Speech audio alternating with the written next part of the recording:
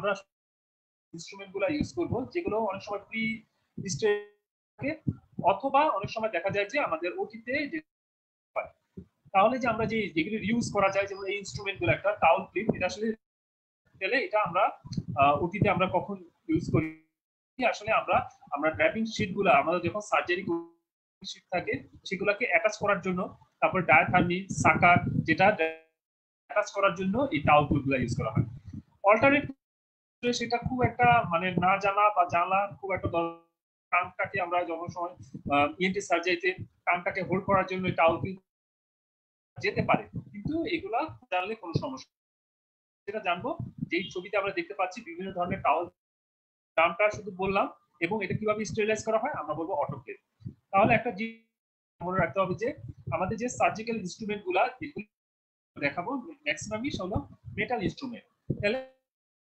All metal instrument in surgery যেগুলো use হয় সেগুলো usually sterilise by autoclave except sharp instrument সবসময় মনে রাখতে হবে শার্প ইনস্ট্রুমেন্টের মধ্যে মেনলি সিজার যেটা কেমিক্যাল স্টেরিলাইজেশনের মাধ্যমে আমরা স্টেরিলাইজ করব তাহলে আমাদের মনে রাখতে হবে যে আমাদের ইনস্ট্রুমেন্টের মধ্যে যেগুলো আমাদের মেটাল ইনস্ট্রুমেন্ট সেটা সাধারণত দেখা যাচ্ছে যে আমরা স্টেরিলাইজ করতে আমরা ইনশাআল্লাহ নেক্সট একটা ক্লাসরুমগুলোর সাথে প্রিন্সিপাল অফ অটোক্লেভ আমাকে একদম পুরো প্রিন্সিপালটা আমাকে মনে রাখতে হবে যে ইনস্ট্রুমেন্টে কোথায় যে ড্রাইভিং শীটগুলোর ফিক্সেশনে আমরা ডায়াফ্রামিক কেবল ঠিক আছে ল্যাপ্রোস্কোপিক ক্যামেরা কেবল ফাইবার অপটিক লাইট কেবলস এর সাথে অ্যাটাচ করার জন্য আমাকে ক্লিপ ইউজ করা হয় আর আসলে আমাদের খুব একটা দরকার না সেটা আমরা বললাম অনেক সময় যে টার্ম হোল্ডিং ফোর্স হিসেবে আমরা ইউজ করি একটা জিনিস যেটা হলো আমাদের ফাইল চেস্টে ফাইল সেগমেন্ট ফিক্সেশন আমাকে যে ফাইল সেগমেন্টটা ধরার জন্য আমরা অনেক সেগমেন্ট অফ দা চেস্টের যে রিবসটা ভেঙে গেছে ফাইল সেগমেন্ট সেই সেগমেন্টটাকে ধরার জন্য এই টাওয়াল ক্লিপটা ইউজ করি তাহলে এই জিনিসগুলো একটু মনে রাখতে হবে তাও খুব একটা আমরা খুব সচরাচর ইনস্ট্রুমেন্ট ছাড়া আসলে সার্জারি করা সম্ভব না যেটা বার্ট পার্কার হ্যান্ডেল এবং যার সাথে আমাকে অবশ্যই ব্লেড এর সাথে অ্যাটাচ করতে হবে এবং আমরা অস্পি একটা স্টেশনে how to attach A BP blade with a appropriate সাইজটা খুব ইম্পর্টেন্ট যে আমরা যে হ্যান্ডেলটা ইউজ করব যে ব্লেডটা আমাকে দেওয়া হবে কোন হ্যান্ডেল আমরা ইউজ করতে পারবো সেটা আসলে আমরা যেখানে দেখানোর চেষ্টা করি তাহলে যে আমরা যেটা বললাম সেটা হলো যে বার্ট পার্ক তাহলে এই হ্যান্ডেলে আমরা সাইজগুলো এটা খুব ইম্পর্টেন্ট তাহলে দেখতে পাচ্ছি যে হ্যান্ডেলগুলোর সাইজগুলো আমরা তিন সাইজ দেখতেছি সাইজ নাম্বার হ্যান্ডেল নাম্বার হলো পর আসেন কি হ্যান্ডেল নাম্বার 5 আছে হ্যান্ডেল নাম্বার 7 আছে আর হ্যান্ডেল নাম্বার 4 আছে একটু মনে রাখতে হবে যে আমরা যে বিপি ব্লেডগুলো ইউজ করি 10 থেকে ব্লেডের নাম্বার এবং মনে রাখতে হবে 10 থেকে যে কমনলি আমাদের 15 পর্যন্ত যে নাম্বারগুলো ব্লেড সেগুলো আমরা 3 7 এই তিনটা বার্ট পার্কার হ্যান্ডেল সাইজে আমরা ইউজ করি এর উপরে যে নাম্বারগুলো সেটা হবে বার্ট পার্কার 4 তাহলে এই কথাটা কিন্তু আমাকে মনে রাখতে হবে তাহলে আমরা মোস্ট কমনলি যেটা 3 করা হয় তিনটা হলো 10 থেকে 15 আর সাইজটা শুরু হবে সেটা অবশ্যই ইউজ করব ব্লেড নাম্বার 4 আমরা বলেছি রিউজেবল ইউজিং বাই আমরা জানলাম সেটা কি autoclave except that is sterilised by chemical sterilisation তাহলে এই কথাটা কিন্তু মনে একটা নন শার্প মেটাল ইনস্ট্রুমেন্ট যেটা বাই দি অটোক্লেভ এবং এখানে আমরা বললাম যে 3 5 7 4 দেখতে পাচ্ছি তাহলে 3 5 7 এটা সাধারণত 10 নাম্বার থেকে শুরু করে যে ব্লেড সেই হ্যান্ডেলে আমরা অ্যাটাচ করতে পারবো 20 নাম্বার থেকে এর উপরে যেটা আমরা ইউজ করতে পারবো হলো হ্যান্ডেল নাম্বার 4 তাহলে এটা বললাম বার্ট পার্কার আমরা বিভিন্ন রকম সার্জিক্যাল ডিসেকশন ইনসিশন করব এবং সাধারণত 20 নাম্বার ব্লেড এর সাথে অ্যাটাচ করা যায় 22 নাম্বার ব্লেড অ্যাটাচ করা যায় তাহলে 20 থেকে যে নাম্বারটা শুরু হবে ব্লেড নাম্বার 4 এর সাথে অ্যাটাচ করা যায় blade number blade Bard Parker BP ব্লেডের আমরা যে হ্যান্ডেলের সাথে আমরা অ্যাটাচ করতে পারবো সেটা হলো 20 তাহলে 4 নাম্বার যখন হ্যান্ডেল আসবে সেটা হলো 20 নাম্বার আমরা এটা অ্যাটাচ করতে পারবো তারপর 3 নাম্বার এটা হলো 10 থেকে শুরু তাহলে এটা মনে রাখতে হবে তাহলে হ্যান্ডেল নাম্বার 3 যখন আসবে 10 11 12 14 সরি আমরা কিন্তু এই ব্লেডগুলো আমরা ইউজ করতে পারবো 12 আর হলো 15 এই যে ব্লেড নাম্বারগুলো আমরা এই হ্যান্ডেলের সাথে আমরা অ্যাটাচ করতে পারবো তাহলে যে আসেন যেটা আগে আমরা বলতেছিলাম যে এই বিপি ব্লেডের তাহলে দেখি আমরা বিপি ব্লেডের নাম্বারগুলো যে প্রথম যেটা আসছে সেটা হলো 10 তারপরে আমরা কি দেখতে পাচ্ছি পয়েন্টেড টিপ এবং তারপরে যে কাস্তে নেয় সেটা হলো ব্লেড নাম্বার 12 আর একদম যাচ্ছে যে মোটামুটি যে স্মল সেটাকে বলা হয়েছে ব্লেড নাম্বার তারপরে আসলে যেটা আমরা বলেছি যে 20 থেকে শুরু যেটা হ্যান্ডেলের সাথে 4 নাম্বার হ্যান্ডেলের সাথে ইউজ আমরা 20 দেখতে পাচ্ছি, 22 দেখতে সবগুলাই আমরা ইউজ করতে পারবো। এটা হলো 4 নাম্বার হ্যান্ডেল। পিপি হ্যান্ডেল হবে হলো 10, 11, 12, 15 হ্যান্ডেল নাম্বার 3। তাছাড়াও আমরা 5 এবং 7 এই হ্যান্ডেলের সাধারণত 10 নাম্বার যে ব্লেডটা সাধারণত আমরা যে কোনো আমরা ইউজ করতে পারি। 22 নাম্বার যেকোনো সার্জিক্যাল 11 নম্বর যে 11 নাম্বার যে ব্লেডটা দেখা যাচ্ছে সেটা হলো আমরা যে ল্যাপারোস্কোপিক যে চিত্রগুলো অর্থাৎ যে ছোট ছোট দিয়ে আমাকে ল্যাপারোস্কোপিক পোর্ট ক্রিয়েশন করতে হয় সেটার জন্য আমরা কমনলি ইউজ করে থাকি। তাহলে এই ব্লেডটা যেটা খুব শার্প টিপ যেটা আমরা দেখতে পাই 12 নাম্বার সেটার সাথে এসএস ডেনে ইউজ করা হয়। মাইনর সার্জারি যেটা সিভাসিয়াস সিস্ট, তাহলে এই সার্জারিতে আমরা 15 নাম্বার ইউজ করে থাকি। তাহলে এগুলো একটু জানতে হবে কারণ এগুলো কোশ্চেন এটা কখন আমরা ইউজ করব। তাহলে আমরা 11 ল্যাপারোস্কোপিক সার্জারিতে যে পোর্ট ক্রিয়েশনে যে ইনসিশন দিতে হয় সাধারণত পাংচার উন্ডের সাধারণত 11 নাম্বার ব্লেড ইউজ করব। তারপরে আমরা একটা ছোট একটা লাইকোমা যদি আমরা এক্সারসাইজ করতে চাই সেখানে আমরা সেটা হলো 15 নাম্বার ব্লেড ইউজ করব। তাহলে এভাবে করে কিন্তু আসে অ্যানসারগুলো আমাকে দিতে হবে। এই যে 20 নাম্বার যে ব্লেডটা আমরা দেখতে পাচ্ছি তাহলে এটা হলো 20 ব্লেড। তাহলে এই ব্লেডটা আমরা ইউজ করতেছি কত নাম্বার হ্যান্ডেলে 4 নাম্বার হ্যান্ডেল হলো 4।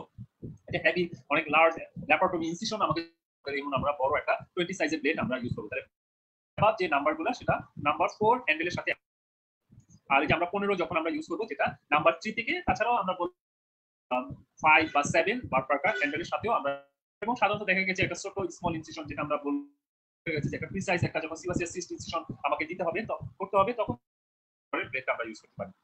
তারপরে যে আমরা বললাম যেটা হলো 12 নাম্বার ব্লেড, তাহলে এটা আমরা সাধারণত কোথায় ইউজ করতে এফসিএস ডেনে যে ক্ষেত্রে আমরা এটা ইউজ করতে পারি। তারপর পয়েন্টেড টিপ যেটা আমরা সাধারণত 11 নাম্বার ব্লেড বলে থাকি, এটা হলো ল্যাপারোস্কোপিক সার্জারিতে পোর্ট ক্রিয়েশনের জন্য যে ইনসিশন দিতে হয় 11 নাম্বার ব্লেড ইউজ করে থাকি। এবং এটা যে আমরা বলেছি 3 নাম্বার ইউজ করা হয়, তাছাড়া এটা 5 হ্যান্ডেলও আমরা ইউজ করতে পারি।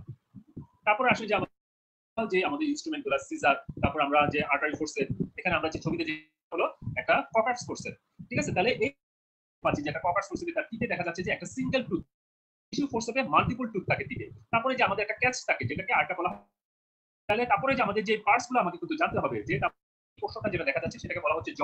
তারপরে আমরা দেখতে পাচ্ছি আমাদের ফিঙ্গার রিং। তাহলে এই কথাগুলো কিন্তু আমাকে পার্টস অফ দ্য ইনস্ট্রুমেন্ট, তাহলে যখন আমরা দেখবো তখন তাহলে একটা কি থাকতেছে একটা জ থাকতেছে, তারপর একটা থাকতেছে, তারপরে ফিঙ্গার রিং থাকতেছে। আর সব ইনস্ট্রুমেন্টে কিন্তু র্যাচেট বা ক্যাচ থাকতে হবে। তাহলে কিছু কিছু ইনস্ট্রুমেন্টে কিন্তু ক্যাচ বা তাহলে ওই জিনিসগুলো কিন্তু আমাকে জানতে হবে। তাহলে যে আমরা বলতেছিলাম যখন মাল্টিপল টুথ থাকে সেটা বলা হয় অ্যালিস্টিস ফোর্সে, যেখানে মাল্টিপল টুথ থাকে। তাহলে এটা বোঝা যাচ্ছে যে একটা টাফ স্ট্রাকচার এটা আমরা ইউজ করে থাকি। যেমন আমাদের পাশা যদি আমরা হোল্ড করতে চাই তাহলে কিন্তু আমাকে টিস্যু ফোর্সেরটা ইউজ করতে হবে। তাহলে টিস্যু ফোর্স স্ট্রাকচার হোল্ড করার জন্য আমরা ইউজ করে থাকি। ওইটা স্টেরাইজ করা। তারপরে আসলে ব্যাক অফ ফোর্সে তাহলে আমাদের মেইনলি এটা টিউবুলার স্ট্রাকচার করার জন্য, যেমন কি আছে যেমন আমাদের Fallopian tube, hold the appendix. এরপরে আছে কি বিভিন্ন রকমের সফট বাউল যদি আমরা গ্রাস করতে চাই সাধারণত দেখা যাচ্ছে যে ব্যাক অফ ফোর্সের মাধ্যমে আমরা কিন্তু সাধারণত হোল্ড করে থাকি। তাহলে এই আমাকে জানতে হবে। তাহলে স্টেরাইজ কি করা হয় আমরা বলে দিই usable metal surgical instrument by autoclave except sharp instrument, এবং শার্প ইনস্ট্রুমেন্ট সেগুলো আমরা আসলে স্টেরাইজ করতেছি বাই। তাহলে ব্যাপক ফোর্সের যেটা আমরা চিনলাম স্টেরিলাইজ কিভাবে করব বললাম, এবং এটা ইউজ সাধারণত অ্যাপিসেক্টমি ফলোপিয়ান টিউব স্ট্রাকচার হোল্ড করার জন্য আমরা বাউল বা আমরা কিন্তু ব্যাপক ফোর্সে ইউজ করে থাকি। এরপর আসে বলতেছিলাম যে যে টিপে যদি দেখা যায় যে সিঙ্গেল তার যে জতে দেখা যাচ্ছে যে তাহলে যে টিপে আমরা দেখতে পাচ্ছি যে একটা সিঙ্গেল টুথ ট্রান্সভার্স স্যারেশন, এবং অবশ্যই র্যাচেট আছে সেটা হলো কপার্স ফোর্সে।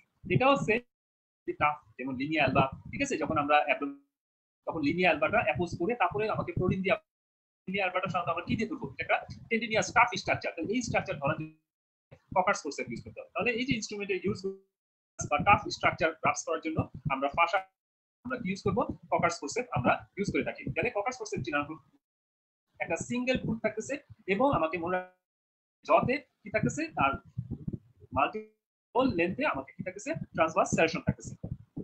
এরপর আসে যে নিডল হোল্ডার। আসলে আমাদের সার্জারি আসলে আমাদের কখনোই একটা অ্যাবডোমেন ক্লোজ করতে আমাকে একটা সুচার ম্যাটেরিয়ালটা ধরার জন্য অবশ্যই আমাকে কি ইউজ করতে হবে, আমাকে নিডল হোল্ডার ইউজ করতে হবে। নিডল হোল্ডার আছে এখানে মেয়র এন্ড আমরা যেটা দেখতে পাচ্ছি একটা নিডল হোল্ডার দেখা যাচ্ছে যে এখন নিডল তো দেখিয়েছি যে একটা নিডল হোল্ডার কিভাবে একটা হাত দিয়ে আমাকে ধরতে হয় সেটা আমাকে শিখতে হবে। প্রসিডিউশন আমরা দেখেছি কিভাবে ডান হাতে ফিঙ্গার কোথায় থাকে, তার প্লেসমেন্ট কি, সুচার ম্যাটেরিয়াল কি দিয়ে ধরবো, সেগুলো কিন্তু সবগুলো আমরা দেখেছি। এটা একটা মেয়র দেখানো হয়েছে। এটা অবশ্যই আমরা নিডল হোল্ডারের কাজ ডিউরিং সুচারিং। তাহলে এই কথাগুলো কিন্তু আমাকে বলতে হবে। স্টেরিলাইজেশন কিভাবে আমরা অ্যান্সার দিয়ে দিব সেটা হলো কি, এটা অটোক্লেভের মাধ্যমে। এখন চেনার উপায় হলো এর জটা কিন্তু খুবই স্মল বাট স্টাউট হবে, যে তার জটা কি খুবই স্মল বাট স্টাউট। এর জয়ে কি আছে, ক্রিস ক্রস সেলেশন থাকে, ক্রিস ক্রস। এবং অনেক সময় একটা কি থাকে, একটা লংজিটিউডিনাল গ্রুপ ইনক্রিজ দ্য গ্রিপিং পাওয়ার। এই গ্রিপ পাওয়ারটা আরো বাড়ানোর জন্য, যাতে নিডলটা আরো শক্তভাবে এটা হোল্ড করতে পারে, সেজন্য ভিতরে একটা লংজিটিউডিনাল কি থাকে, গ্রুপ থাকে। ক্রিস ক্রস সেলেশন থাকতেছে। তাহলে আমরা একটু মাইনুট ভাবে দেখি। আর এই জিনিসটা কি আমরা জানি যে এটা আমরা একটা ডিসেক্টিং ফোর্সেপ, যেটা লেন্স ডিসেক্টিং ফোর্সেপ, যেটা ছাড়া আসলে আমরা ওপেন ল্যাপারোস্কোপিক আসলে পলিসিস্টেক্টমি আসার আগে যে আমরা ডিসেক্টিং ফোর্সেপ ছাড়া আসলে এটা ছাড়া কখনোই করা যেত না। একটা রাইট অ্যাঙ্গেল যখনই আমরা দেখবো, তাহলে এটা হলো মনিহ্যান্স। তাহলে যখনই আমরা দেখবো যে একটা রাইট অ্যাঙ্গেল এবং আমরা বলেছি কি মনিহ্যান্স ডিসেক্টিং ফোর্সেপ, মনিহ্যান্স ডিসেক্টিং ফোর্সেপ যে পলিসিস্টেক্টমি অর্থাৎ ক্যালোস ট্রায়াঙ্গেল ডিসেকশন আমরা চিন্তা করি। কিন্তু বর্তমানে যেহেতু একটা ওপেন ল্যাপারোস্কোপি, ওপেন সার্জারি আসলে, ওপেন সার্জারিতে এই মনিহ্যান্স ডিসেক্টিং ফোর্সেপ মাস্ট। তাহলে যেটু আগে আমরা বলতেছিলাম যে নিডল হোল্ডারের যে কথাটা বলতেছিলাম, যে এটা বললাম যে একটা লংজিটিউডিনাল, অনেক সময় সব ক্ষেত্রে থাকে না, কিন্তু অনেক লংজিটিউডিনাল গ্রুপ থাকে, এবং যাতে কি থাকে, একটা ক্রিস ক্রস সেলেশন থাকে। তাহলে অফ দা নিডল হোল্ডার। তাহলে এই কথাটা মনে রাখতে হবে, লং আছে, কার্ভ আছে, যেটা থাকুক আমাকে জানতে হবে। তারপরে আসে কি ইন্টেস্টিনাল ক্ল্যাম্প। তাহলে এটা আসলে আমাদের যে কোনো রিসেকশন সার্জারিতে আমাকে কিন্তু এই ক্ল্যাম্প ছাড়া, ক্ল্যাম্প ক্রাশিং ক্ল্যাম্প, যেটা ছাড়া আমরা কিন্তু বাউল করতেই পারবো না। তাহলে এটা আমাদের যে ব্লিডিং হতে থাকবে, ফিকাল ম্যাটার আমাদের এই ইন্টেস্টিনাল ক্ল্যাম্প ছাড়া অর্থাৎ আমরা কিন্তু যাবে না। তাহলে use for clamping Baul during intestinal clamp, এটা ক্রাশিং বা অক্লুসিভ। সাধারণত দেখতে পাচ্ছি এটা হলো একটা occlusive variety of intestinal, occlusive variety. তাহলে অক্লুসিভ মানে হলো মেইনলি হলো এটা সাপ্লাই এবং কন্টেন্ট কাটে সে অক্লুস করে রাখবে। আর ক্রাশিং কি একদম পুরো হোল বাউল গাট ওয়ালটাকে একদম ক্রাশ করে ফেলবে, যে পোর্শনটা আমরা রিসেক্ট করে ফেলে দিই, crushing variety of intestinal clamp use করা হবে। করা হবে যেটাতে অক্লুসিভ যে ক্ল্যাম্পটা সেটা আমরা ইউজ করব। তাহলে যে আমরা যেটা দেখাচ্ছিলাম যে এটা আবার কার্ভ হতে পারে, তাহলে লয়েন্স স্ট্রেট ইন্টেস্টিনাল ক্ল্যাম্প। তাহলে এই নামটা পুরোটা এভাবে সুন্দর করে বলতে হবে। আরেকটা আমরা যে গ্যাস্ট্রো জেজনোস্টমি যখন আমরা করি, লেন্স টুইন গ্যাস্ট্রো জেজনোস্টমি, আমরা যে দুইটা পোর্শন থাকে, একটা স্ক্রু সহ একটা স্ক্রু ছাড়া, স্ক্রু পোর্শনটা দিকে থাকে, জেজনোমের দিকে স্ক্রু ছাড়াটা থাকে, আমাকে জানতে হবে। এটা স্ট্রেস করা হয় বাই অটোক্লেভ। এটা কোন জেজনোস্টমি অপারেশনে এটা আমরা ইউজ করে থাকি, লেন্স টুইন গ্যাস্ট্রিক ক্ল্যাম্প বা পেয়ার গ্যাস্ট্রো জেজনোস্টমি ক্ল্যাম্প। এটাও কিন্তু আমাদের অনেকবার আমরা হসপিটালে দিয়েছি। একটা স্ক্রু সহ যে একটা দেখা যাচ্ছে, তাহলে স্ক্রু সহ পোর্শন দিলে দুইটা পোর্শন স্টমাকে আমরা ইউজ করব, আর একটা ইউজ করব আমরা। তাহলে কোনটা স্টমাকে ইউজ করা হয়, যেটাতে স্ক্রু পোর্শন। তারপরে যে আমরা যে কমনলি যে ডিসেক্টিং ফোর্সেপটা আমরা ইউজ, এটাও আমরা দেখিয়েছি যে একটা ডিসেক্টিং ফোর্সেপ কিভাবে পেন হোল্ডিং ম্যানারে একটা ফোর্সেপ আমাকে এভাবে করে আসলে যে আমাদের যে সার্জিক্যাল যে ইনস্ট্রুমেন্টগুলো আমরা ইউজ করে থাকি, এই যে একটা ডিসেক্টিং, আমরা একটা প্র্যাকটিক্যাল ক্লাস যেটা ছিল যে আমরা কিভাবে নিডল হোল্ডারে বা সুচার ম্যাটেরিয়াল, সেখানে বাঁ হাতে যে নিডলটা আমাকে কিন্তু এই ডিসেক্টিং করতে হবে, কিভাবে ধরতে হবে সেটা হলো পেন হোল্ডিং ম্যানারে। তাহলে একটা ডিসেক্টিং কি পার্টস আছে সেটা আমরা জানলাম, এবং একটা দুই ধরনের হয়, একটা প্লেন, আর একটা হলো যখন যেটা এটা এই ছবিতে দেখতে পাচ্ছি, এটা প্লেন ডিসেক্টিং ফোর্সেপ। তাছাড়া এটা কি হতে পারে, তাহলে প্লেন ডিসেক্টিং ফোর্সেপটা মেইনলি ডেলিকেটেড স্ট্রাকচার, যেটা কি অ্যানাস্টোমোসিসে যখন গাটের মার্জিনগুলো আমরা ধরবো সেটা হলো ফোর্সেপ দিয়ে। ঠিক তেমনি যখন আমরা স্কিন অ্যাপোজ করব আমরা ধরবো, তখন কিন্তু আমরা ধরবো কি দিয়ে, আমরা টুথ ডিসেক্টিং ফোর্সেপ দিয়ে করবো। তাহলে এই যে ইউজগুলা, এভাবে ইউজগুলা জানতে হবে। তাহলে শুধু ইনস্ট্রুমেন্ট চিনলে হবে না, স্টেরিলাইজ করা হয় সেটা আমাকে জানতে হবে, এবং এর সাথে সাথে এই ইউজগুলা জানতে হবে। জিনিস আমি স্কিপ করে গিয়েছি, সেটা আমি বলতে মনে ব্লেডগুলো দেখাচ্ছিলাম যে বিবি ব্লেডগুলো, তাহলে এটা রিউজেবল না, এটা হলো সিঙ্গেল টাইম ইউজ, এই কথাটা কিন্তু মনে রাখতে হবে। এবং এটা হয় ইন্ডাস্ট্রিতে, সেটা হলো গামা ইরেডিয়েশনের মাধ্যমে। কিন্তু আমাদের অস্কি কোশ্চেনে সেট করা আছে। তাহলে অ্যানসারটা বিবি হ্যান্ডেল সাথে যে ব্লেডটা আমরা দেখাচ্ছিলাম, এই যে এটা, তাহলে এটা স্টেরিলাইজ কিভাবে সারা কোশ্চেন করে, এটা অবশ্যই গামা ইন্ডাস্ট্রিতে। এভাবে করে কিন্তু আমাদের সার্জিক্যাল কোশ্চেন সেট করে তার অ্যানসারগুলো দিতে হবে। এবং অবশ্যই আপনার ইউজিং শার্প ইনস্ট্রুমেন্ট অবশ্যই আমাদের এটা শার্প বিনে এটা ডিসপোজ করতে হবে। তাহলে ডিসপোজেবল শার্প বিন আলাদা, শার্প বিনে এটা আমাদেরকে ডিসপোজ করতে হবে। তাহলে এই কথাগুলো চেকিং করছে।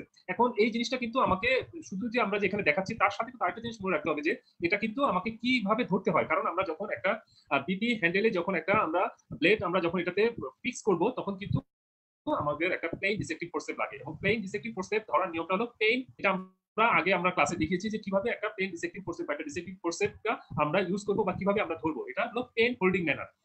তাহলে এই জিনিসটা একটু মনে রাখতে হবে। তাহলে দেখেন যে আমরা বিভিন্ন ধরনের ডিসেক্টিভ ফোর্সেপ পাওয়া যায়, যেখানে আমরা যদি টুথ থাকে তাহলে সেটাকে আমরা টুথ ডিসেক্টিং ফোর্সেপ, আর যেটা যদি কোনো টুথ না থাকে সেটাকে বলা হয় প্লেন ডিসেক্টিং ফোর্সেপ। তাহলে টুথ ডিসেক্টিং ফোর্সেপ আর এটা প্লেন ডিসেক্টিং ফোর্সেপ। তাহলে টুথ ডিসেক্টিং ফোর্সেপটা মেইনলি একটু টাফ টিস্যু ধরার জন্য, যেমন স্কিন যখন আমরা স্টিচিং করব, একটা ইনসিশন দেওয়ার পরে স্কিন যখন আমরা স্টিচিং করব স্কিনটা আমরা কিন্তু টুথ ডিসেক্টিং ফোর্সেপের মাধ্যমে আমরা ধরে থাকি। আর প্লেন ডিসেক্টিং ফোর্সেপ সাধারণত সফট টিস্যু, যেমন একটা গাট অ্যানাস্টোমোসিস করা হবে, তাহলে যখন গাটের যে মার্জিনটা ধরার জন্য তখন আমরা ইউজ করবো হলো প্লেন ডিসেক্টিং ফোর্সেপ। তাহলে এই জিনিসগুলো একটু মনে রাখতে হবে, এবং অবশ্যই ডিসেক্টিং ফোর্সেপগুলো আমরা পেন হোল্ডিং ম্যানারে আমাকে ইউজ করতে হবে। তাহলে যে আমরা দেখাচ্ছি যে একটা প্লেন ডিসেক্টিভ ফোর্সেপ, যেটা আমরা বললাম যে সফট টিস্যু গাট অ্যানাস্টোমোসিস, ঠিক আছে, স্মুথ আমাদের সাধারণত থাকে, এখন আমাদের বিভিন্ন ডিসেকশনে আমরা ইউজ করে থাকবো। তারপর আসছে যেটা প্লেন অ্যাডসন ডিসেক্টিং ফোর্সেপও বলা হয় বা টিস্যু ফোর্সেপ বলা হয়, এটা টিপটা আরো চিকন, ঠিক আছে, এটাও সেম একই ডেলিকেটেড স্ট্রাকচার, সফট স্ট্রাকচার যখন আমরা ধরবো তখন হলো আমাদের যে প্লেন অ্যাডসন টিস্যু ফোর্সেপও বলা যায় বা ডিসেক্টিভ ফোর্সেপও বলা যায়, ঠিক আছে, সেটা আমরা ইউজ করে থাকি। তারপরে যে টুথ অ্যাডসন টিস্যু ফোর্সেপ, ঠিক আছে, বা ডিসেক্টিং ফোর্সেপও বলা হয়, এটা সাধারণত দেখা যাচ্ছে যে যখন কোনো টাফ টিকা অ্যাডভান্টেজ যেটা এটা কোনো টুথ নাই কিন্তু এটা গ্রাসপিং পাওয়ারটা অনেক ভালো, ঠিক আছে, এটা আমরা বিভিন্ন কার্ডিয়াক বা ভাস্কুলার সার্জারিতে গ্যাস্ট্রোইন্টেস্টিনাল অ্যানাস্টোমোসিসে আমাদের দিবে কি ডিসেক্টিং বা টিস্যু ফোর্সেপটা কিন্তু আমরা ইউজ করে থাকি। এই ধরনের এই যে আমরা ডিসেক্টিং যে ফোর্সেপগুলো, যেটাকে আমরা একটা ফোর্সেপ যেটা আসলে আমরা আগে যেহেতু ওপেন পলিসিস্টেক্টমি হতো সেটাতে খুব ইউজ করা হতো, কারণ আমরা জানি যে ওপেন পলি মানে যখন আমরা কোলিডোকোলিথোটমি অপারেশন করা হয়, এটা ওপেন পলিসিস্টেক্টমি করা হয়, তারপরে আমাদের যদি স্টোন থাকে ইন দা সিবিডি, সিবিডি যদি ওপেন করা হয় সেখান থেকে আমাদের স্টোন আমাদের বের করতে লাগে, সেটা বলে কোলিডোকোলিথোটমি অপারেশন। তাহলে এই অপারেশনে আমাকে কিন্তু এই যে একটা ফোর্সেপ জার্ডেন গলস্টোন ফোর্সেপ বা কোলিডোকোলিথোটমি ফোর্সেপ বলা হয়, তাহলে ডেসজার্ডেন কোলিডোকোলিথোটমি ফোর্সেপ বা গলস্টোন ফোর্সেপ, ঠিক আছে, তাহলে এই ফোর্সেপটা দেখা যাচ্ছে যে এখানে কিন্তু র্যাচেট বা কোনো ক্যাচ নাই, তাহলে এই জিনিসটা কিন্তু আমাকে চিন্তা হবে। তাহলে আমাদের এটা ইউজ মেইনলি হলো যখন আমরা ওপেন কোলিডোকোলিথোটমি অপারেশন করি to remove the stone from the CBD. তাহলে এই কোশ্চেনটা যদি আসে আমরা এভাবে অ্যান্সার দিব, এবং এটাতে কোনো র্যাচেট নাই, এই জিনিসটা মনে রাখতে হবে। তারপর আসেন যে আমরা যে একটা কমনলি একটা আমাদের যে একটা সার্জিক্যাল অপারেশন, একটা ওপেন অপারেশন, একটা অ্যাপেন্ডিসেক্টমি অপারেশন, একটা মাইনর একটা প্রসিডিউর অপারেশনে আমাদের মাসেল স্কিন রিট্রাক্ট করতে হয়, তাহলে এটা আমাদের সিঙ্গেল ব্লেড বা ডাবল ব্লেড ল্যাঞ্জেন ব্যাচ রিট্রাক্টর এটা বলা হয়, বা এটা অনেক সময় আমরা রাইট অ্যাঙ্গেল রিট্রাক্টর বলি, কিন্তু অ্যাকচুয়ালি যদি বলা হয় যেটা যদি সিঙ্গেল ব্লেড থাকে তাহলে সিঙ্গেল ব্লেড করতে হবে, বা ডাবল ব্লেড থাকে তাহলে আমাকে ডাবল ব্লেড করতে হবে, ঠিক আছে, তাহলে ডাবল ব্লেডেড ল্যাঞ্জেন ব্যাচ রিট্রাক্টর। তাহলে এই জিনিসটা কিন্তু আমাদের খুব ভাইটাল একটা ইনস্ট্রুমেন্ট, যেটা আমাদের যে কোনো ওপেন প্রসিডিউরে আমাদের স্পেশালি অ্যাপেন্ডিসেক্টমি ওপেন অ্যাপেন্ডিসেক্টমিতে আমাদের কিন্তু এই যে আমাদের এই রিট্রাক্টরটা খুবই ইম্পর্টেন্ট। আর আমরা আগে বলেছি যে সকল আমাদের যে metal instrument except sharp instrument sterilise by autoclave. তাহলে আসলে এই যে মরিস রিট্রাক্টর, ঠিক আছে, যেটা আমাদের যে কোনো ল্যাপারটমিতে আমাদের যে স্ট্রাকচার রিট্রাকশনে অর্থাৎ স্কিন আমাদের অ্যাবডোমিনাল রিট্রাকশনে আমরা, তারপরে আমরা ওপেন পলিসিস্টেক্টমিতে এই ওপেন পলিসিস্টেক্টমি ল্যাপারটমি, তাহলে এই মরিস রিট্রাক্টরটা আমাদের খুব ভাইটাল একটা ইনস্ট্রুমেন্ট। তারপরে যে আমাদের রিভার্স রিট্রাক্টরস, এটা ওয়ান কাইন্ড অফ রিট্রাক্টর, সেটা আমাদের ল্যাপারটমিতে আমাদের ইউজ করা হয়, যে কোনো ল্যাপারটমিতে এটাকে ভাইটাল একটা রিট্রাক্টর হিসেবে আমরা কিন্তু এটা ইউজ করবো। তাহলে এটা হলো রিভার্স রিট্রাক্টর। তাহলে এগুলো সবগুলো আমরা স্টেরাইজ করবো বাই অটোক্লেভ। তাহলে যে বিভিন্ন ধরনের বিভিন্ন সাইজের আমাদের রিভার্স রিট্রাক্টর আছে সেটা আমরা ছবিতে দেখতে পাচ্ছি। তারপর আসেন যে ক্যাটস্প, ঠিক আছে, এটাও আমাদের কোনো একটা মাইনর একটা প্রসিডিউর আমাদের যখন করতে হয় স্কিন রিট্রাকশনের জন্য আমাদের ক্যাটস্প বা ভলকম্যান রিট্রাক্টরও এটা বলা হয়, তাহলে এটা আমরা ক্যাটস্প হিসেবে আমরা জানি। তাহলে এটা মাইনর কোনো ছোট একটা ইনসিশনে স্কিন আমরা যখন রিট্রাক্ট করার জন্য এটা ইউজ করা হয়। তাহলে যে আমাদের অথবা আরেকটা দেখা যায় যে এক পাশে দেখা যাচ্ছে রাইট অ্যাঙ্গেল রিট্রাক্টর, আরেকটা দেখা যাচ্ছে যে আমাদের ক্যাটস্প, তাহলে এটা যদি দুইটা কম্বিনেশনে থাকে সেটা বলা হয় সেম রিট্রাক্টর, ঠিক আছে, এটাও সেম একই কথা। আমরা যখন ল্যাপারোস্কোপিক যখন আম্বিলিকাল পোর্ট করা হয়, আম্বিলিকাল ওপেন মেথডে যখন আম্বিলিকাল পোর্ট করা হয় তখন কিন্তু আমাদের এই রিট্রাক্টরটা লাগে। তাহলে এই জিনিসটাও কিন্তু মনে রাখতে হবে। তাহলে এটা ইউজ যখন আসবে, এটা কিন্তু আসছে আমাদের একবার অস্পিতে এই রিট্রাক্টরটা আসছে, তাহলে এটা হলো সেম রিট্রাক্টর, যেটা combination of the right angle retractor and cat's paw. Skin hook, তাহলে অনেক ডেলিকেটেড স্ট্রাকচার যদি আমাদের রিট্রাক্ট করতে হয় তখন আমরা কিন্তু স্কিন হুক ইউজ করি। দেখা যাচ্ছে একটা ট্রায়াঙ্গেল মার্জিন আমাদের রিট্রাক্ট করতে হবে, তাহলে ট্রায়াঙ্গেল মার্জিনটা খুবই ডেলিকেটেড, এটা যদি আমরা খুব টাফ কোনো স্ট্রাকচার দিয়ে যদি আমরা ধরি, অর্থাৎ যদি আমরা দেখা যাচ্ছে টিস্যু ফোর্সে দিয়ে ধরি একটা ট্রায়াঙ্গেল কোনো একটা স্কিনের মার্জিন, তাহলে কিন্তু সেটা নেক্রোসিস হয়ে যাবে, তাহলে সেটা রিট্রাক্ট করার জন্য আমাদের স্কিন হুক ইউজ করা হয়। তারপর আসে বিভিন্ন ধরনের সিজার, তাহলে বিভিন্ন ধরনের স্ট্রেট আছে, ঠিক আছে, এটা আমরা রাফ সিজার হিসেবে সাধারণত চিনি, এটা হলো স্ট্রেট ম্যাও সিজার। তাহলে এটা বিভিন্ন দেখা যাচ্ছে যে গজ, ঠিক আছে, সুজার ম্যাটেরিয়াল এগুলো কাটার জন্য আমাদের কিন্তু এই সাধারণত এই সিজারটা ইউজ করি, তাহলে স্ট্রেট ম্যাও সিজার। এটা তাহলে আবার কার্বো হতে পারে, তাহলে কার্ব মায়োস সিজার, ঠিক আছে। এটাও একই সেম বিভিন্ন ধরনের আমাদের গজ কাটা, তারপরে আমাদের বিভিন্ন ধরনের আমরা রাফ যেটা স্ট্রাকচার, অর্থাৎ আমাদের সুচার ম্যাটেরিয়াল গুলা বিভিন্ন কাট করার জন্য আমরা সাধারণত এই সুচারটা আমরা এই সিজারটা ইউজ করে থাকি। তারপরে আসে যে আমাদের যে এই সিজারটা যেটা আমাদের ডিসেক্টিং সিজার, যেটা আমরা বিভিন্ন টিস্যু ডিসেকশন, ঠিক আছে, বিভিন্ন আমরা ডিসেকশনে আমরা এই সিজারটা ইউজ করে হয়, সেটা হলো মেডজেন আর্ম সিজার। তাহলে এই সিজারটা দিয়ে আমরা বিভিন্ন ধরনের ডিসেকশন আমরা সাধারণত করে থাকি। তাহলে এটা আমাদের স্ট্রেট হতে পারে, এটা আমাদের কার্বো হতে পারে। এরপর আসেন যে আমাদের লিস্টার্স ব্যান্ডেজ কাটিং সিজার। তাহলে আমাদের অনেক সময় পেশেন্টের ব্যান্ডেজ থাকে, তাহলে ব্যান্ডেজ কাটিং এর জন্য আমাদের এই যে লিস্টার সিজারটা আমরা ইউজ করে থাকি। এরপর আসে যেটা আমরা এখন যে কোনো সার্জিক্যাল আমাদের শুরুর আগে আমাদের এই ইনস্ট্রুমেন্টটা মাস্ট। তাহলে এটা ছাড়া আসলে আমরা কোনো অপারেশন শুরু করতে পারি না, যেটা সোয়া বন্ডিং করছে। যাতে এটা দিয়ে আমরা আসলে বিভিন্ন ড্র্যাপিং করা, যেগুলো পেশেন্টকে আমাদের অ্যান্টিসেপটিক সলিউশন দিয়ে যে পেশেন্টটাকে ড্র্যাপ পেইন্ট করা, সেটা কিন্তু আমাদের এই সিজার এই ইনস্ট্রুমেন্ট ছাড়া কিন্তু সব। দিস ইজ কল্ড কি আমরা যেটা এবার কিন্তু হসপিটালে এই ইনস্ট্রুমেন্টটা আসছে, তাহলে জানো আমরা বলবো সোয়া হোল্ডিং ফোর্সে। তাহলে এটা কার্ভ হতে পারে, স্ট্রেট হতে পারে, সেটা অতটা আমাদের দরকার নেই। আমরা যেটা মনে রাখবো দিস ইজ সোয়া হোল্ডিং ফোর্সে। তাহলে এটা আমরা বিভিন্ন গজ দিয়ে আমরা বিভিন্ন পেশেন্টের উপরে আমরা যখন পেইন্টিং করবো অ্যান্টিসেপটিক সলিউশন দিয়ে আমরা পেইন্ট করার জন্য এটা হলো খুব একটা ইনস্ট্রুমেন্ট। এই যে বিভিন্ন ধরনের আমরা ইউজ আমরা জানি, যেমন ওপেন পলিসিস্টেক্টমিতে ফান্ডাস অফ দ্য গলব্লাডার কিন্তু এই সোয়া হোল্ডিং ফোর্সের মাধ্যমে ধরা হয়, ঠিক আছে। তাহলে এই জিনিসটা কিন্তু একটু মাথায় রাখতে হবে। তারপরে আমাদের ফান্ডাস, হার্টম্যান পাউচ, ওপেন পলিসিস্টেক্টমিতে এই সোয়া হোল্ডিং ফোর্সটা কিন্তু ইউজ করা হয়। তারপরে আমরা যখন ওভাম ফোর্সেবল বলা হয়, ঠিক আছে। তাহলে এই জিনিসগুলো কয়েকটা জিনিস, অনেক সময় টানটা, অনেক সময় ইএনটি সার্জারি যে টানটা ধরার জন্য এই সোয়া হোল্ডিং ফোর্সের ইউজ করা হয়। তাহলে এই যে দেখেন এই যে পোস্টারটা আমরা দেখতে পাচ্ছি, এটা কিন্তু এবার সাপ্লি পরীক্ষায় এই কোশ্চেনটা আসছে। তাহলে যে সোয়া হোল্ডিং ফোর্স আমরা দেখতে পাচ্ছি, তাহলে আইডেন্টিফাই দ্য ইনস্ট্রুমেন্ট। তাহলে এটা আমরা আইডেন্টিফাই পয়েন্টস গুলো কিন্তু পাশে দেওয়া আছে। তাহলে লং এর শেপ, এটা দেখা যাচ্ছে যে এর শেপটা অনেক লং। তাহলে এটাকে মনে রাখতে হবে, এটাতে র্যাচেট থাকে, আর এর যে একটা ফেনিস্টেশন থাকে, টিপে যে এর একটা ওভাল ফেনিস্টেটেড একটা ওপেনিং থাকে। তাহলে এই কয়েকটা জিনিস আমাদের মনে রাখতে হবে। তাহলে দেখা যাচ্ছে যে এই যে এটা টিপে দেখা যাচ্ছে যে একটা ওভাল কি আছে, একটা ফেনিস্টেশন আছে। এটা স্ট্রেস কিভাবে করা হয় সেটা তো আমরা জানি, সেটা আমরা বলে দিয়েছি, সেটা হলো বাই অটোক্লেভ। এটা আমরা আসলে কোনো বয়লিং আসলে করা হয় না, কারণ বয়লিং এর মাধ্যমে আমরা জানি যে স্কোর কখনো কি হয় না। তাহলে এই জিনিসটা মনে রাখতে হবে। তাহলে এটা যদি কোনো কারণে আসলে যদি ইনস্ট্রুমেন্টটা যদি পড়ে যায়, তাহলে এটা আমাদের সেকেন্ড আরেকটা ইনস্ট্রুমেন্ট দিয়ে আমাকে এটা রিপ্লেস করতে হবে। তারপরে আসলে যে আমরা কি কি এটা আমরা সাথে যে আমরা বলেছি পলিসিস্টেক্টমিতে এটা ফান্ডাস এবং হার্টম্যান পাউচ রিটার্ন করার জন্য এই বা ধরার জন্য এটা ইউজ করা হয়। তারপরে আমরা অ্যাপেন্ডিসেক্টমিতে অনেক সময় সিকামটা হোল্ড করার জন্য এটা ইউজ করা হয়, ল্যাপারটমিতে ইউজ করা হয়। তারপরে যে কোনো অপারেশনের শুরুতে তো আমাদের অ্যান্টিসেপ্টিক যে পেইন্টিং বা করার জন্য এটা আমাদের একটা খুব ভাইটাল একটা ইনস্ট্রুমেন্ট। তাহলে কি কি অপারেশনে আমরা ইউজ করতে পারছি, যে কয়েকটা অপারেশনের নাম আমরা এখানে দিয়ে দিয়েছি। এটা কিন্তু পাশে যে আমাদের যে সার্টের যে চেক লিস্টটা সেটাই কিন্তু আমরা এখানে দেখতে পাচ্ছি। তারপরে দেখেন এই যে ইনস্ট্রুমেন্টটা যেটা এবার কিন্তু ওই যে সাপ্লি ব্যাচের যে ওল্ড কারিকুলামে এই ইনস্ট্রুমেন্টটা আসছে। তাহলে এটা দেখা যাচ্ছে একটা প্রোক্টোস্কোপ। তাহলে প্রোক্টোস্কোপ অনেক সময় দেখা যায় যে এটা light source with light cable সহ এটা কিন্তু আমরা দেখতে পাচ্ছি এই ছবিতে। সবসময় যে লাইট সোর্স যে বা লাইট ক্যাবেলটা যেটা থাকবে তা কিন্তু না। তাহলে যখন যেটা থাকতেছে সেটা আমরা বলবো।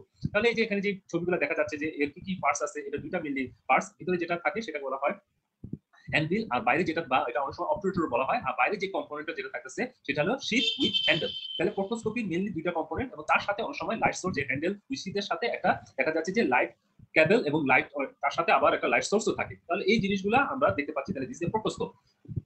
এটা যে কোনো আসলে প্রোক্টোস্কোপ আমরা জানি যে কোনো অ্যানোরেক্টাল কন্ডিশন, ঠিক আছে, আমাদের ফিস্টুলা, হিমোরয়েড, সাধারণত ক্রনিক অ্যানাল ফিশারে আমরা ইউজ করবো। কখনো অ্যাকুইট অ্যানাল ফিশারে কিন্তু আমরা কখনো প্রোক্টোস্কোপ করা যাবে না। কন্ট্রাইন্ডিকেশন তো আমরা বলে দিলাম, সেটা হলো অ্যাকুইট অ্যানাল ফিশার। তাহলে অ্যাকুইট অ্যানাল ফিশারে কখনোই প্রোক্টোস্কোপ করা যাবে না। তাহলে যে আবার সেম এক ইনস্ট্রুমেন্ট, এটাকে কোনো লাইট সোর্স দেখা যাচ্ছে না। তাহলে এটা আমরা বলবো প্রোক্টোস্কোপ। পার্টসটা আমরা বলেছি সেটা হলো অপারেটর, এই যে পুরো পোর্শনটাকে বলা হয়েছে অপারেটর, আর এটা হলো শীট উইথ হ্যান্ডেল। ইউজ তো আমরা বলে দিলাম যে এটা এরর একটা কন্ডিশন, যেটা আমরা হিমোরয়েডস, ক্রনিক অ্যানাল ফিশার আমরা ইউজ করতে পারি, ফিস্টুলাতে আমরা ইউজ করতে পারি। তারপরে আমরা অনেক সময় দেখা যায় যে আমরা যে কোনো রেক্টাল পলিপ সাসপিশিয়াস থাকে সেটা আমরা দিয়ে এটা দিয়ে দেখতে পারি, বা আমরা রেক্টাল কার্সিনোমা, ঠিক আছে, সেগুলো কিন্তু আমরা এটার মাধ্যমে আমরা দেখে তার সাথে সাথে সাইড বাই সাইড প্রোক্টোস্কোপি এবং বায়োপসিও করা যায়। আর স্টেরিলাইজেশন আমরা তো বলি কিভাবে স্টেরিলাইজ করা হয়, অবশ্যই স্টেরিলাইজ করা দরকার আছে, এটা অবশ্যই কি অটোক্লেভ। তাহলে যে আমরা এই ছবিটা অনেকবার এসেছি, আমরা দেখতে পাচ্ছি যে ছবিটাতে এতে যেটা দেখা যাচ্ছে একটা দেখা যাচ্ছে যে কার্ভ মিডিয়াম সাইজ হিমোস্ট্যাটিক ফোর্সে দেখা যাচ্ছে। আর বিতে ছবিটা যদিও অত স্পষ্ট না, এখানে অবশ্যই একটা টুথ আছে, তাহলে এটা আমরা জানি যে ককার্স ফোর্সে, যেটা আমরা স্ট্রেট ককার ফোর্সে, যেটা একটা টাফ টিস্যু ধরার জন্য আমরা ইউজ করা হয়। সিতে আমরা দেখতে পাচ্ছি এটা মনিহেন্স ফোর্সে, যেটা আমাদের ওপেন পলিসিস্টেক্টমিতে প্যালোস ট্রায়াঙ্গেল ডিসেকশনে একটা ভাইটাল একটা ইনস্ট্রুমেন্ট। আর লাস্টে যেটা আমরা দেখতে পাচ্ছি দিতে, এটা আমরা বলেছি সোয়াবনিক ফোর্সে, যেটা আমাদের যে কোনো সোয়াব, অর্থাৎ আমাদের অপারেশনের শুরুতে অ্যান্টিসেপ্টিক সলিউশন দিয়ে যে আমাদের পেইন্টিং করতে হয়, সেটার জন্য আমাদের একটা ভাইটাল একটা ইনস্ট্রুমেন্ট হলো সোয়াবনিক ফোর্সে। আবার একই আমরা আবার একটা কম্পোনেন্ট দেখা যাচ্ছে যে এতে দেখা যাচ্ছে যে মিডল হোল্ডার দেখতে পাচ্ছি, বিতে আমরা একটা medium size curve haemostatic forcep দেখতে পাচ্ছি। এই এখানে যে ছবিটা দেখতে পাচ্ছি যে টিপে একটা দেখা যাচ্ছে যে টুথ আছে, তাহলে এটা বোঝাই যাচ্ছে এটা হলো ককার্স ফোর্সেপ। তাহলে ককার্স ফোর্সেপ দিয়ে বিভিন্ন টাফ স্ট্রাকচার, স্পেশালি লিনিয়া, আমরা যখন ল্যাপারোটমিতে লিনিয়া অ্যালবাটা আইডেন্টিফাই করি সেটা দিয়ে এটা ধরা হয়। টাফ স্ট্রাকচারগুলো টিস্যু ফোর্সেপ বা আমরা যেটা আমরা বলি ককার্স ফোর্সেপ দিয়ে আমরা ধরি। আর দিতে আমরা দেখতে পাচ্ছি একটা মনি হ্যান্ডস ফোর্সেপ, যেটা ওপেন পলিসিস্টেক্টমিতে আমাদের ক্যালোস ট্রায়াঙ্গেল ডিসেকশনে একটা ভাইটাল একটা ইনস্ট্রুমেন্ট।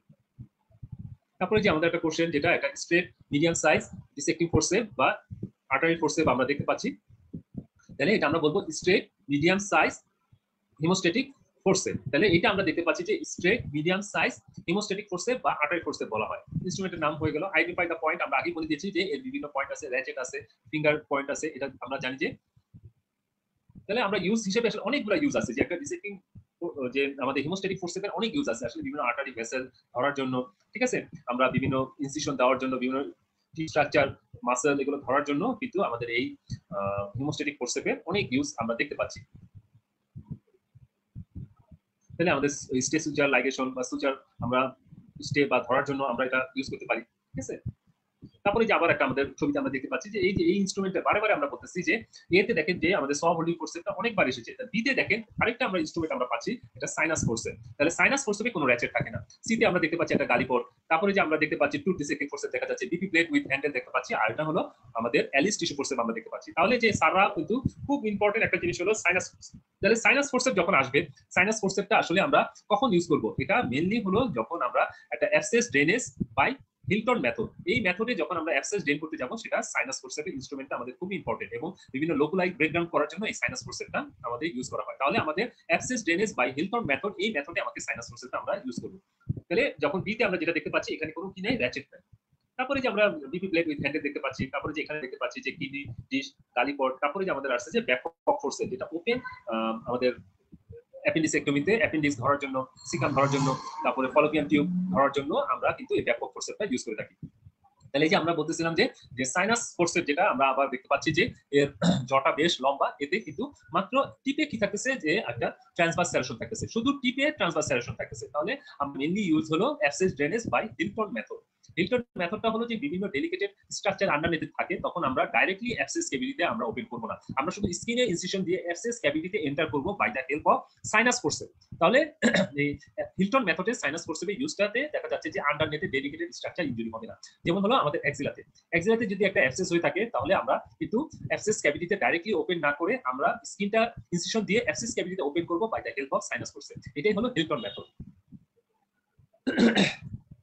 তাহলে আমরা যে বললাম বিভিন্ন এক্সিলা, গ্রয়েন, ঠিক আছে, এখানে আমরা দেখা জানি যে অনেক ভাইটাল স্ট্রাকচার নার্ভ থাকে, তাহলে এগুলো যাতে ড্যামেজ না হয়, এই জন্য আমরা শুধু স্কিনে ইনসিশন দিয়ে অ্যাবসেস ক্যাভিটিতে এন্টার করব by crushing the sinus forcep and open the abscess cavity. এটাই হলো হিলটন মেথডের অ্যাবসেস ড্রেনেজের।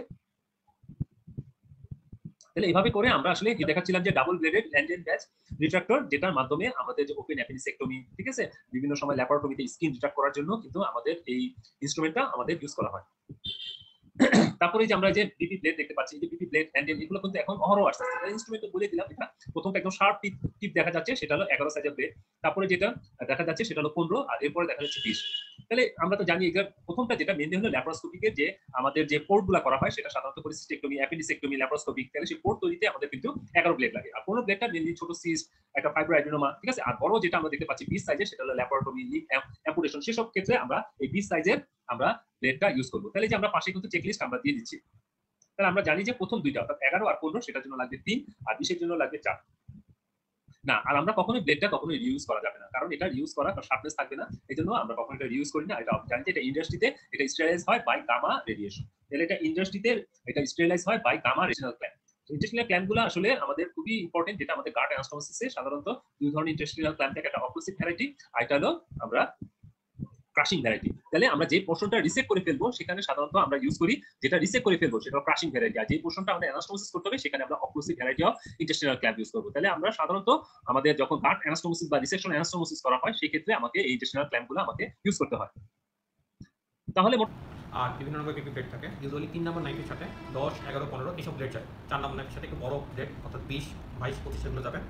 আমার যেটা করতে হবে সেটা হচ্ছে যে আমার বিপি নাইফের বিপি ব্লেড ঠিক মতো আছে কিনা সেটা দেখতে হবে। তো ইউজুয়ালি পরীক্ষা হলে আমার যিনি স্যার থাকবেন, তিনি হচ্ছে এটা মানে ব্লেডটা খুলে আমাদেরকে এগিয়ে দিবেন। আমি হচ্ছে ব্লেডটাকে প্লেন দিয়ে ধরলাম, ধরার পরে দেখুন আমি জিনিসটা ঘুরিয়ে নিয়েছি। এখানে আমার নাম্বারটা আমি একবার চেক করে নেবো ঠিক আছে কিনা। এটা 10 নম্বর ব্লেডের ঠিক নিচে এই জায়গাটাতে নাম্বার দেওয়া থাকে। আর আমার যে বিপি হ্যান্ডেলটা এটা হচ্ছে 3, এটার সাথে এটা যাবে, ঠিক আছে। তবে আরেকটা জিনিস আমাদের মাথায় রাখতে হবে যে কোনো অবস্থাতেই এটা একটা শার্প ইনস্ট্রুমেন্ট, এটা আমি শুধু খালি হাতে ধরবো না।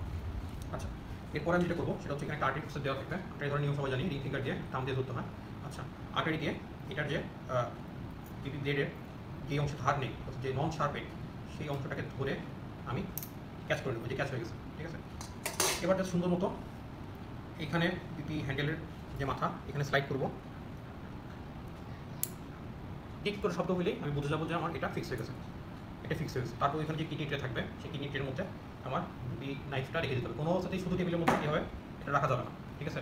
সবসময় শার্প ইনস্ট্রুমেন্ট কিডনি ট্রের মধ্যে রাখতে হবে এবং কিডনি ট্রে সহ এগিয়ে দিতে হবে। এই হচ্ছে আমার প্রোটোকল। আচ্ছা, ধরা যাক এটা কিডনি ট্রে এর মধ্যে আমি রাখলাম, এটা আমার বিপি নাইফে ফিক্স করা হয়ে গেল। এবার আমি খুলবো কীভাবে, কোনোটাও জরুরি, ঠিক আছে। 5 মিনিটের মধ্যে কিন্তু জিনিসটা করতে হবে, হসপিটালে সময় আমাদের খুব কম। যদি আপনার প্র্যাকটিস থাকে আপনি ইজিলি করতে পারবেন। কোনোটা কীভাবে, একইভাবে আমি এটা তুললাম, তোলার পরে এটা বলা হয় away from the examiner, away from the examiner. তাহলে এক্সামিনার যদি সামনে থাকে তাহলে আমি তার সরে আসবো সাইড, ঠিক আছে। এক্সামিনার দিকে কখনো খুলতে যাবো না। আর আরেকটা জিনিস বলা হয় যেটা হচ্ছে ডাউনার্স ডিরেকশন আমরা খুলতে হবে, ঠিক আছে। এটা আমি কীভাবে খুলবো, দেখুন যে আমার ডিপি প্লেটের ঠিক নিচের দিকে অংশটাকে আমার ধরতে হবে আর্টারি দিয়ে, ঠিক আছে। আর্টারি দিয়ে ধরে এই যে আমি ফিক্স করলাম, উঁচু করলাম, সামনে একটু ঠেলা দিব, সামনে এটা চলে আসছে। এখন জাস্ট আমি যে অংশটা শার্প না সেই অংশটাকে ধরে ক্যাচ করে খুলে ফেললাম, ঠিক আছে। আমার এক্সামিনার থেকে আলাদা অন্য ডিরেকশনে এবং আমার ডিরেকশনটা ছিল নিচের দিকে। খোলার পরে বিপি হ্যান্ডেল এটা তো শার্প না, এটা আমি যে কোনো জায়গায় রাখতে পারি। এই কেবল টেবিলের উপর রাখতে পারি অথবা আলাদা ওইখানে রাখার জন্য যে ট্রে দেওয়া থাকবে সেই ট্রের মধ্যে রাখলাম। অবশ্যই আমার বিপি প্লেটটা খোলার পরে আইদার কিডনিটের মধ্যে রাখবো অথবা এখানে যে ডিসকার্ড বিন থাকবে সেই বিনের মধ্যে রাখতে হবে। ধরা যাক এই বোলটা হচ্ছে কিডনিটে, আমি বোলের মধ্যে রেখে দিলাম। তারপরে এক্সামিনারকে থ্যাংক ইউ দিয়ে চলে আসতে হবে। তো এই হচ্ছে সিম্পল একটা প্রসিডিওর। ওটিতে আমরা খুব বেশি ইউজ করি। ওটিতে আবার এভাবে খুলে মানে বলের মধ্যে জিনিসটা দেওয়া থাকে বিপি প্লেট এবং বিপি প্লেট, এইখান থেকে হচ্ছে আমার থাম দিয়ে তুলতে হয়। বাট আইদার ওয়ে এটা খুবই ইম্পর্টেন্ট একটা প্রসিডিওর। আপনার বের করে এখানে এভাবে রেখে যাবো এবং হচ্ছে আমি হ্যান্ড ওয়াশ এবং স্ক্র্যাবিং করতে যাবো। ধরা যাক বাইজিং করে নেই যে আমি হচ্ছে হ্যান্ড ওয়াশ বা স্ক্র্যাবিং করা শেষ আমার। এরপর হচ্ছে যে গ্লাভসটা, এরপর আমি গ্লাভসের কাছে আসবো যেটা আমি আগে বের করে রেখে গিয়েছিলাম এবং টেবিলে কোনো টাচ না দিয়ে এভাবে আমি গ্লাভসের প্যাকেটটা খুললাম। দেখা যাচ্ছে গ্লাভস দুটার পজিশন কীভাবে আছে। এই গ্লাভস যে পজিশনে আছে এই পোর্শনটুকু হচ্ছে আমার পেশেন্টের টাচে থাকবে আর এই পোর্শনটুকু আমার হাতের সাথে লেগে থাকবে। সুতরাং আমাকে টাচ করতে হবে সবসময় এই পোর্শনটুকুতে আমি খালি হাতে টাচ করতে পারবো না, কারণ ওইটুকু স্টেরাল রাখা আমার পক্ষে খুব জরুরি। তো গ্লাভস পরার নিয়ম হচ্ছে প্রথমে নিজের লেফট হ্যান্ড দিয়ে রাইট সাইডের গ্লাভসটা তুলে রাইট হ্যান্ডটা আগে পড়তে হবে। তো আমি তুলছি, আমি এখানে কোনো টাচ করি নাই, এখানে ধরছি। এরপর হচ্ছে আমি গ্লাভসের ভিতরে এবং দেখা যাচ্ছে যে আঙ্গুলের ডিরেকশনগুলো নিচের দিকে আছে।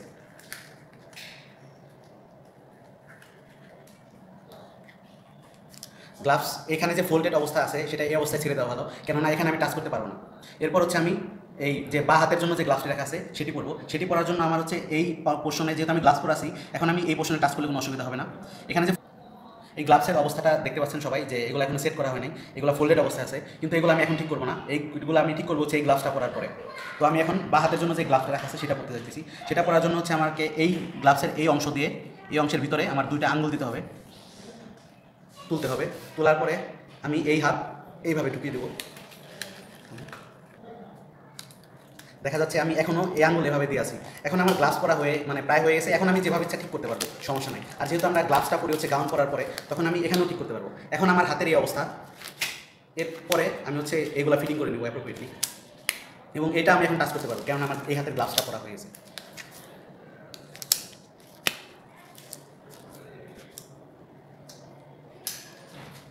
এটা হচ্ছে আমাদের গ্লাভস পরার প্রসিডিওর। এবার দেখাচ্ছি যে ডিগ্লাভিং প্রসিডিওরটা কীভাবে দেখাতে হয়। ডিগ্লাভিং প্রসিডিওর দেখানোর জন্য দুইটা পদ্ধতি মানে দুইটা স্টেপ আছে। একটা হচ্ছে গ্লাভস টু গ্লাভস, একটা হচ্ছে skin to skin. Gloves to gloves পদ্ধতিতে হচ্ছে বাঁ হাতেরটা খুলতে হয় এবং স্কিন টু স্কিন পদ্ধতিতে ডান হাতেরটা। আমি আবার বলছি গ্লাভস টু গ্লাভস পদ্ধতিতে বাঁ হাতেরটা এবং স্কিন টু স্কিন পদ্ধতিতে ডান হাতেরটা। তো গ্লাভস টু গ্লাভস পদ্ধতিতে হচ্ছে প্রথমে এই পোর্শনটাকে এভাবে ধরে এটা খুলে ফেলতে হয় এবং হচ্ছে এটা ডান হাতের মধ্যে রাখতে হয় মুখ করে। এরপর হচ্ছে স্কিন টু স্কিন পদ্ধতি, যেটা হচ্ছে এখানে একটি আঙ্গুল ইনসার্শন করে এভাবে খুলে ফেলতে হয় এবং যে অংশটুকু এটা হচ্ছে একটি কোনো কিডনি ট্রে বা কোনো ডাস্টবিনের মধ্যে ফেলে দিতে হয়। এই হচ্ছে আমাদের ডিগ্লাভিংয়ের